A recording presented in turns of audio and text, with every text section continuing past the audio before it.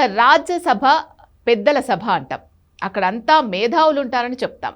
కానీ ఇలా రాజ్యసభ సభ్యులు గుంపులు గుంపులుగా ఫిరాయింపులు జరిగితే పెద్దల సభకు అసలు అర్థం ఏముంది? ఆ మధ్య టీడీపీ ఎంపీలు బీజేపీకి, ఆ తర్వాత వైసీపీ ఎంపీలు టీడీపీకి, బీజేపీకి, ఇప్పుడు ఆ ఎంపీలు బీజేపీకి జంప్ అయిపోవడానికి అంటే దీని మొత్తాన్ని ఎలా చూడాలంటారు? అంటే ఆ రాజ్యసభ స్పిరిట్ ఎప్పుడో కాలరాయబడింది. ఇప్పుడు పెద్దల సభ లేదు. అన్ని సభలు ఒకే రకమైన సభలయ్యాయి.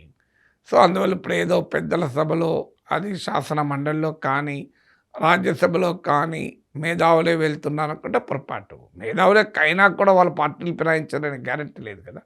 సో, మేధావులు ఏం పార్టీ ఫిరాయింపులకు అతీతమా? ఎంతమంది మేధావులు పార్టీలు ఫిరాయిస్తలేరు. అందువల్ల పొలిటికల్ కల్చరే చెడిపోయినప్పుడు ఈ సభ, ఆ సభ అని ఉండదు. లోక్సభనా, రాజ్యసభనా, శాసనసభనా, శాసన మండల. సో, అందువల్ల పొలిటీషియన్లే కదా రాజ్యసభకి ఎలక్ట్ కావాలంటే ఏదో ఒక రాజకీయ పార్టీతో సంబంధం ఉంటే ఎలక్ట్ అవుతారు. రాజ్యసభకు ప్రత్యక్ష ఎన్నికలు ఉండవు కదా! ఇప్పుడు మీకు కనీసం శాసన మండలికైనా ప్రత్యక్ష ఎన్నికలు ఉండడం వల్ల నాలాంటి వాళ్ళు కూడా గెలవగలిగాము. ఏ పార్టీలో చేరకుండా ఇండిపెండెంట్గా గెలిచి ఇండిపెండెంట్గానే ఉండగలిగాం.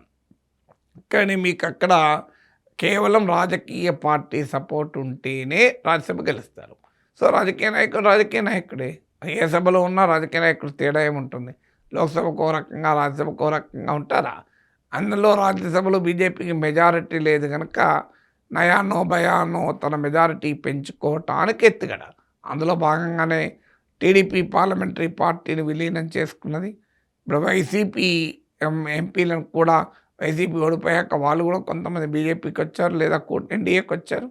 ఇప్పుడు ఆమ్ ఆద్మీ పార్టీకి చెందిన 7గురిని కూడా తమలో చేర్చుకుంటున్నారు. దీనికి యాంటీ డిఫెక్షన్ లాకు ఒక వక్రీకరించి భాష్యం చెప్తున్నారు. అందువల్ల ఇది రాజకీయ కల్చర్లో వచ్చినటువంటి దుర్మార్గం.